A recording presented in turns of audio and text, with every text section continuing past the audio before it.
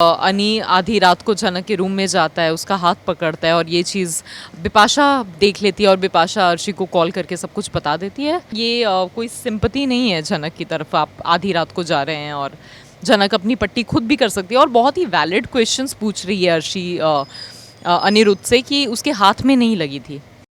Subscribe करें India forums Hindi को और घंटी के निशान को दबाएं ताज़ा खबरों के लिए। वैसे तो अर्शी बहुत खुश थी कि फाइनली उसका प्यार उसे मिल रहा है और शादी हो रही है इतनी प्रॉब्लम्स के बाद। लेकिन हमेशा अनी और जनक कुछ ऐसा करते हैं जो बिल्कुल भी एक्सेप्टेबल नहीं है किसी भी फियांसे के लिए। तो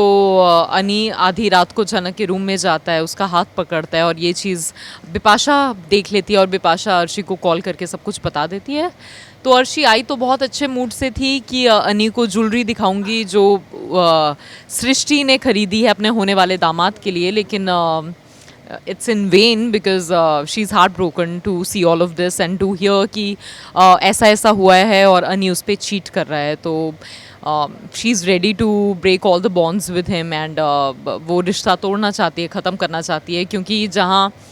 रिस्पेक्ट नहीं है और जहाँ प्यार के बदले प्यार नहीं मिल रहा है वहाँ रुकने से फ़ायदा नहीं है। देखते हैं, क्योंकि आज बहुत कुछ हो चुका है और अर्शी के बाद एक चीज़ें सहती गई, लेकिन आई थिंक जो चीट करते हुए जिस तरह से ये पोर्ट्रे हुआ है पूरा सीन अर्शी के सामने, बिपाशा ने बताया कि हाथ पकड़े हुए था और अगर हम टाइम पे नहीं जाते तो आधी रात को कुछ और भी हो सकता था। तो ये बहुत बड़ी बात है, मतलब फिज़िकली किसी पे चीट करना ये अर्शी के लिए भी बहुत बड़ी बात है। ये कोई सिंपैथी नहीं है जनक की तरफ, आप आधी रात को जा रहे हैं और जनक अपनी पट्टी खुद भी कर सकती है और बहुत ही वैलिड क्वेश्चंस पूछ रही है अर्शी अनिरुद्ध से कि उसके हाथ में नहीं लगी थी, उसके पैर में लगी थी, अपने हाथ से वो पट्टी लगा सकती है। और तुम उसे दवाई देने गए थे तो ये कौन सा टाइम था, 3 बजे सुबह तुम दवाई देने गए हो अकेले छुपते छुपाते। तो ये क्वेश्चंस बहुत ही मेरे ख्याल से बनते हैं ये पूछने, और